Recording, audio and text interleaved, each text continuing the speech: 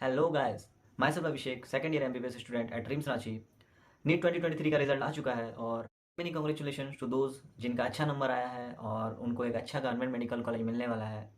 और जिनके 500 मार्क्स 550 580 तक आ रहे हैं, देखो जो वो मार्जिनल 50-60 नंबर के वजह से बस उनका 50-60 नंबर कम हो रहा है, उसके वजह से वो उनको गवर्नमेंट कॉलेज मिलते मिलते रह जाएगा। तो देखो ये वीडियो मेनली उन लोग के लिए है कि अगर आप ला रहे हैं 500 550 नंबर ला रहे हैं, ठीक है, 600 करीब पहुंच रहे हैं, तो आपका डेफिनेटली आप अगर मेहनत करेंगे तो आपका अगला अटेम्प्ट में डेफिनेटली आपका 620 630 नंबर कहीं नहीं गया, आपको एक गवर्नमेंट मेडिकल कॉलेज पक्का मिल जाएगा। जिनका अभी पहला ड्रॉप होगा ना, जो अभी फर्स्ट अटेम्प्ट दे चुका है, जिनका अभी पहला ड्रॉप है, देखो उनको अभी उनका ये कन्फ्यूज़न रहेगा ना अब दिमाग में कि अभी हम बस एनसीईआरटी पे स्टिक रहें, एनसीईआरटी पढ़ें, कि हम मतलब अब दूसरा एक्स्ट्रा भी पढ़ने लगे जैसे हम 11 12 में किए हैं कि एक्स्ट्रा ही पढ़े थे, लेकिन क्वेश्चन तो आ रहा है देखो एनसीईआरटी से। अब उनका एक कन्फ्यूज़न यही होगा, एक डाउट रहेगा मन पे, ठीक है, कि हम एनसीईआरटी ही पढ़ें कि एक्स्ट्रा पढ़ें हम फिर से। देखो और मैक्सिमम तो हमको पता है कि मैक्सिमम यहाँ पे जो मैक्सिमम पॉपुलेशन होता है वो एवरेज स्टूडेंट होता है, ठीक है।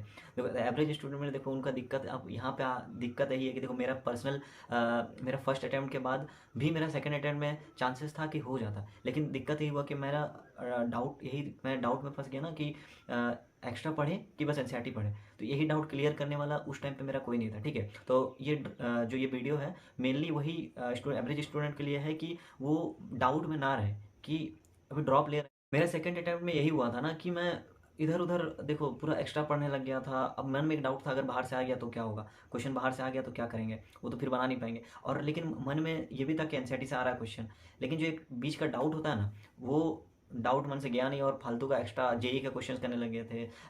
फिर एम्स लेवल का क्वेश्चन करने गए थे जो ज़रूरत नहीं है, जिस लेवल का क्वेश्चन आ रहा है अभी। तो फिर मैंने जब सेकंड अटेम्प्ट दिया, फिर उसके बाद मुझे थर्ड अटेम्प्ट के लिए मेरे को पूरा एकदम क्लियर था मेरे को क्या पढ़ना है एग्जैक्ट। वो टाइम के साथ आते गया, ठीक है, कि मुझे एकदम कॉन्फिडेंट आता गया कि इससे बाहर तो अब आ ही नहीं सकता क्वेश्चन। तब मेरा फिर वो मैंने एनसीईआरटी पे स्टिक रहा, एनसीईआरटी पढ़ा। फिर मेरा थर्ड अटेम्प्ट में 622 मार्क्स आए थे। और उसको एनालाइज करो, ठीक है, तुमने कितना पढ़ा है एक्स्ट्रा और तुमने एनसीईआरटी कितना पढ़ा है। एक्स्ट्रा जितना पढ़ा है वो तुम्हारा एक्स्ट्रा ही रहने दो उसको, अब उसको एक्स्ट्रा को छोड़ने मत जाओ, ठीक है। दो बुक है एनसीईआरटी का बायोलॉजी के लिए, 11th का एनसीईआरटी 12th का एनसीईआरटी, उसके अलावा कुछ नहीं पढ़ना है, ठीक है।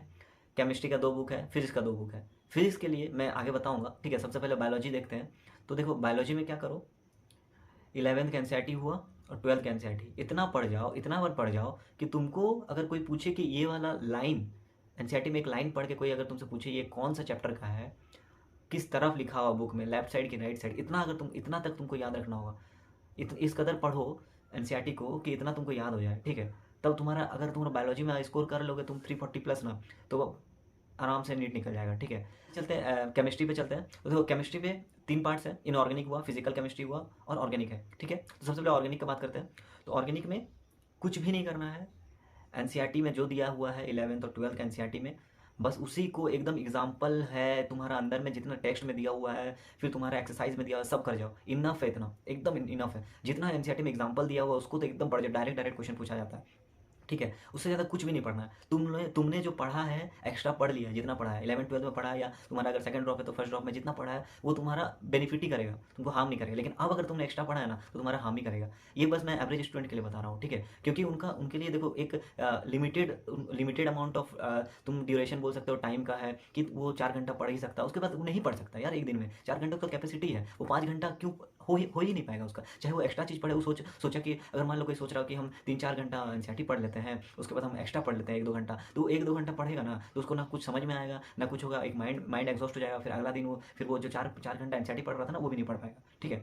अब देखो इनऑर्गेनिक के लिए, इनऑर्गेनिक में क्या करना है, इनऑर्गेनिक में पूरा एनसीईआरटी को एकदम लाइन बाय लाइन पढ़ जाओ, ठीक है। प्रीवियस ईयर क्वेश्चन बनाओ, हाँ प्रीवियस ईयर क्वेश्चन बहुत जरूरी है। देखो केमिस्ट्री में ऑर्गेनिक का भी प्रीवियस ईयर क्वेश्चन बनाओ, जितना है लास्ट का बना चलो, 20 साल का बना डालो, 2000 से बना डालो पूरा, इधर का 2023 तक का पूरा, ठीक है।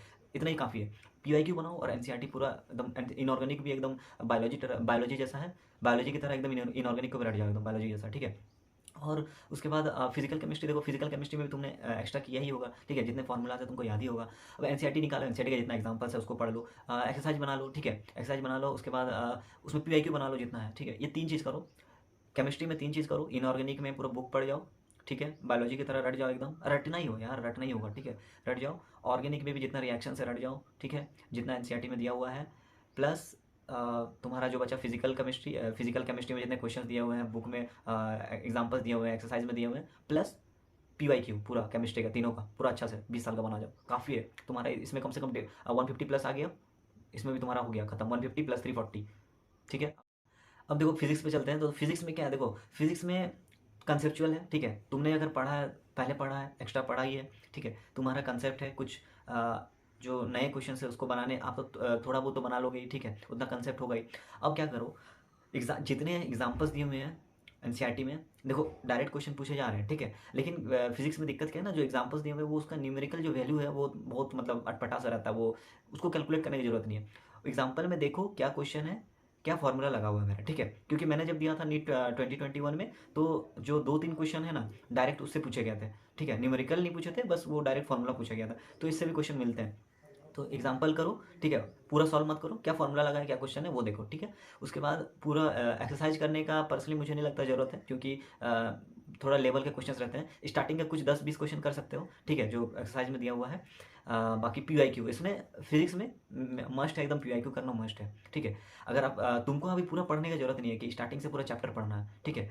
तुम अभी पूरा मतलब PYQ बनाओ, इतना तो तुम्हारा होगा कि सब फॉर्मूलाज पता होगा तुमको, क्या क्या फॉर्मूला है। अगर इतना नहीं पता तुमको, बेसिक अभी नहीं पता है, तब तुम फिर से स्टार्ट करो, पूरा लेक्चर्स देखो, अगर कोचिंग करते हो तो करो। लेकिन मैं जो अगर ड्रॉपर होगा ना, कोई शिद्दत से अगर पढ़ रहा होगा, तो उसको इतना पता होगा कि हर चैप्टर क्या क्या फॉर्मूलाज है, किस टाइप से क्वेश्चन अप्रोच किया जाता है। बस वो एग्जाम के टाइम वो नहीं हो पाया, उसका वो फॉर्मूला याद नहीं रहा या कुछ हुआ, ठीक है। तो तुम फिजिक्स के लिए क्या करो, पूरा एनसीईआरटी एग्जाम्पल करो, पूरा फार्मूला, हर फार्मूला याद होना चाहिए।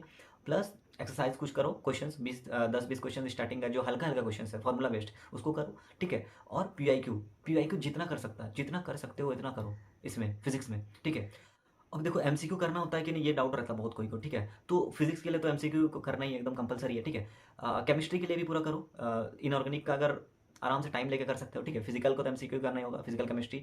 ऑर्गेनिक केमिस्ट्री भी तुम थोड़ा टाइम लेके कर सकते हो, ठीक। तो लेकिन फिजिक्स का हो गया कंपलसरी है, केमिस्ट्री का भी कंपलसरी है लगभग, ठीक है। और MCQ करना ही है। इनऑर्गेनिक का अगर तुम पूरा पढ़ लियो, चैप्टर 1 कर लो, फिर उसका MCQ कर लो पूरा, ठीक है।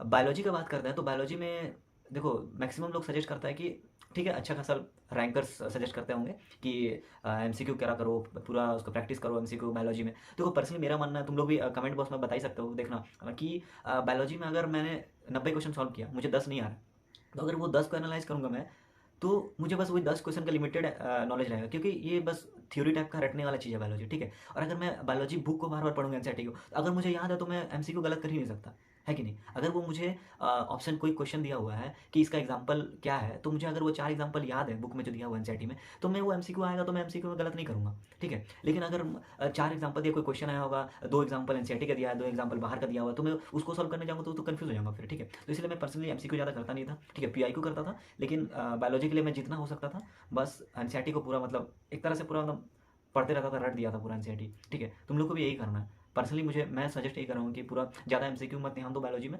बायोलॉजी में पूरा जितना हो सकता है, जितना टाइम हो सकता है, 100 बार पढ़ दो एनसीईआरटी को, बस पढ़ना जरूरी है एनसीईआरटी कि देखो यार सिलेक्शन हो जाएगा, यही पैटर्न फॉलो करते रहो, ठीक है। तुम लोग का अगला बार आराम से तुम लोग का सिलेक्शन हो जाएगा, अच्छा खासा गवर्नमेंट मेडिकल कॉलेज मिल जाएगा, फिर ऐस करो और क्या, ठीक है।